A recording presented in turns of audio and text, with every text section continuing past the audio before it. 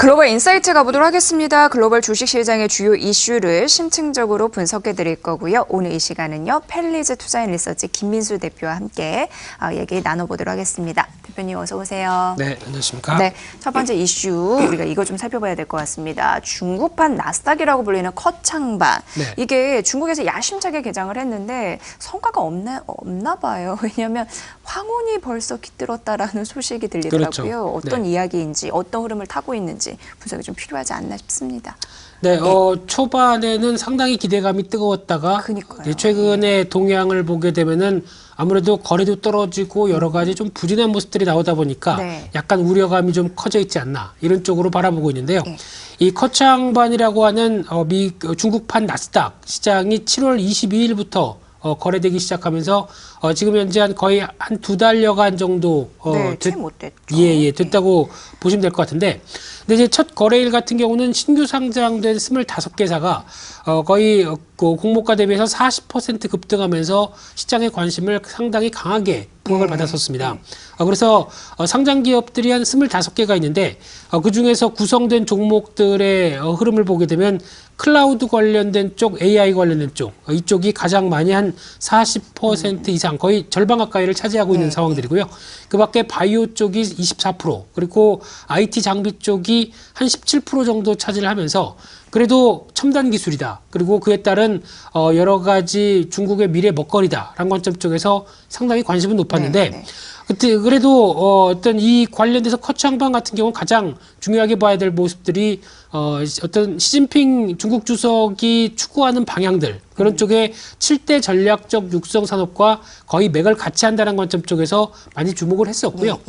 게다가 등록제로 운영되다 보니까 기존의 IPO가 한 1년 이상 걸리던 부분들을 한 6개월에서 9개월 정도로 단축시켰다라는 쪽으로 봤을 때 기대감도 높았고요. 게다가 적자 기업이라고 하더라도 보통 이제 테슬라 상장 조건이라고 얘기를 하죠. 이런 어떤 R&D 비중이 높아서 적자를 본다고 하더라도 충분히 상장할 수 있는 어떤 여러 가지 길을 열었다라는 관점 쪽에서 눈여겨볼 수 있는 상황들인데 굉장히 완화시켜줬었죠. 그렇죠. 네, 그런데 변동성은 높은데도 불구하고 주가 상승률은 그렇게 크게 눈에 띄지 않는다라는 쪽으로 보여지고 있는데 대표적인 회사로 하나만 보게 되면 안지미전자라고 하는 사람 이름 같은데요. 네, 이 회사 같은 경우 반도체 국산화를 통해서 중국의 국산화를 통해서 연마제를 생산하는 기업이다라는 쪽으로 부각을 많이 받았었는데 초기 공모가가 6배로 시작을 했었습니다. 상당히 급등을 하면서 출발했는데 지금 현재는 최고가 대비해서 40% 정도 하락한 가격으로 거래되고 있다라는 쪽으로 바라보고 있는데 왜 이런 현상이 나오느냐라고 봤었을 때 일단 무엇보다 최소 투자 금액이 한 50만 위안 이상입니다. 그러다 보니까 개인은 참여가 거의 불가능하고요. 그런 상황 쪽에서 외국인도 적격 투자자로 한정된 쪽만 거래를 할 수 있다는 쪽에서 아무래도 약간 거래가 위축되는 상황들이죠. 거기다가 거래 대금도 떨어지고 있고 또 하나 눈높이가 너무 높다는 관점들, 즉 밸류에이션이 너무 높다라고 보여지고 있는데 대표적으로 25개사의 평균 PER을 보게 되면은 53배입니다. 그런 상황 쪽에서 중간값도 46배 이렇게 되면은 상당히 좀 비싸다고밖에 볼 수 없는 상황들이고요. 특히 회사의 평균 업종 PER과 그리고 발행 당시 PER을 한번 살펴보게 되면은 지금 거의 업종 PER보다는 많게는 두세 배 이상은 높게 거래가 되고 있는 측면들이 높고요. 대표적으로 AMEC라는 회사 같은 경우는 170배 가까이 거래가 되면서 상당히 시장의 눈높이보다는 많이 밸류에이션이 높다는 관점들로 나오고 있는데 또 하나 무역 분쟁의 영향권이 나오기 시작하면서 이에 따라서 중국의 보조금 지급과 관련된 부분들도 영향을 끼치기 시작하겠죠. 대표적으로 앞서 말씀드렸던 이 안지미전자 같은 경우 상반기 순이익이 한 우리나라 돈으로 약 한 48억이 나와서 그래도 한 80% 이상 증가했다고 보여주고 있는데 특히 이익의 50%가 정부 보조금입니다. 그러다 보니까 약간 부담감이 크다고 봐야 되겠죠. 게다가 또 상장 25개사 중에서 16개사가 정부나 군 관계 쪽과 연계되어 있다고 보게 되면 이런 부분들도 아무래도 어떤 정부와의 밀착 관계가 좀 높다라는 쪽에 대해서 앞으로 그에 따라서 실적도 바뀔 수 있다라는 관점들이 상당히 높겠죠. 그러다 보니까 기업 가치 10억 달러 이상의 유니콘 기업 같은 경우는 어떤 홍콩 증시나 다른 쪽으로 눈을 돌리고 있다는 관점 쪽에서 약간 메리트가 잃어가는 게 아니냐 이런 관점들도 상당히 높다고 봐야 될 것 같고요. 따라서 앞으로 포인트 같은 경우는 일단 무엇보다 앞서 말씀드렸던 무역 분쟁 합의와 관련돼서 이 중국 보조금이나 이 지적재산권 관련된 쪽에서 어떤 식으로 풀어가느냐에 따라서도 이 어떤 첨단 기술 산업들에 대한 방향성들도 같이 영향을 끼칠 수 있겠다라는 관점 쪽으로 보고 있고요. 또 하나 기술력이나 미래 성장성이 물론 가장 중요하다고 본다고 하더라도 무엇보다 이런 높은 밸류에이션에 대해서 충분히 이를 담보할 만한 이런 어떤 실적들을 보여주느냐 이쪽도 중요하다고 봐야 될 것 같고요. 또 하나 하반기에 약간 커창반과 관련돼서 어느 정도 활성화 정책이 이어지느냐에 대한 여부들, 대표적으로 외국인들 직접 매매의 허용 여부들 이런 쪽도 중요한 단서가 되지 않을까. 그런 쪽에서 앞으로의 커창반의 미래가 좀 달려있지 않나. 그러네요. 이렇게 봐야 될 것 같습니다. 네, 중국판 나스닥 커창반 기술 혁신주 시장이다 이렇게 보면 되는데 네. 주가 급등난 2개월밖에 안 됐는데도 시장의 외면을 받고 있다고 합니다. 아무쪼록 뭐 눈이 높다 보니까 다가가기 어려운 그런 현상도 있는 상황이고요. 무역 분쟁의 또 타격 이런 부분도 있다라고 하는데 앞으로의 미래 좀 보셔야 될 것 같아요. 실적도 그렇습니다. 또 중요하게 작용할 것 같고 어찌됐건 현재는 좀 인기가 없다라는 부분 전해드렸습니다.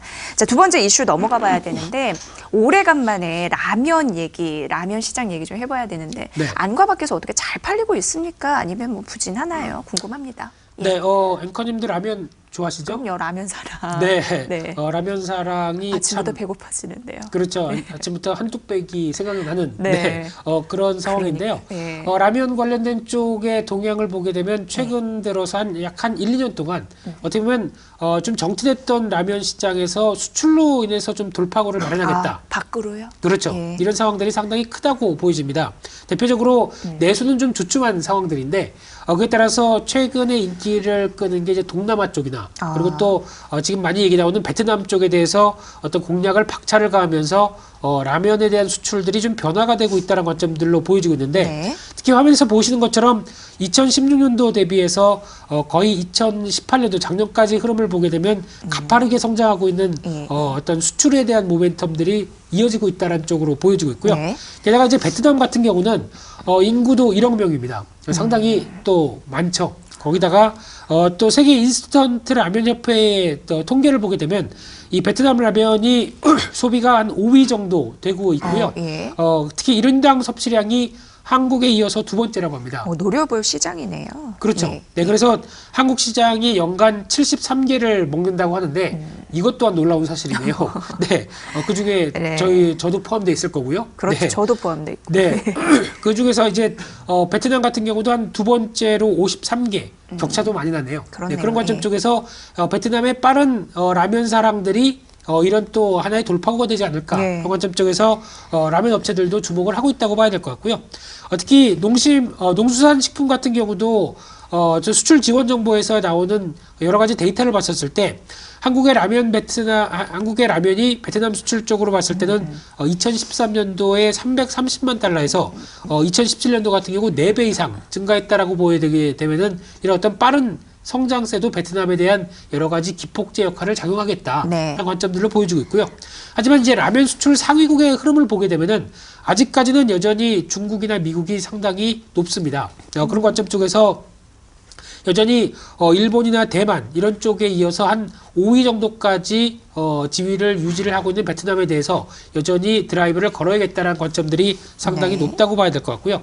그러다 보니까 과거에는 단순하게 수출 쪽의 모멘텀을 가져갔다가 이제는 법인이나 공장 설립 쪽으로도 현지화를 강화하고 있는 추세다라고 보여지고 있고요.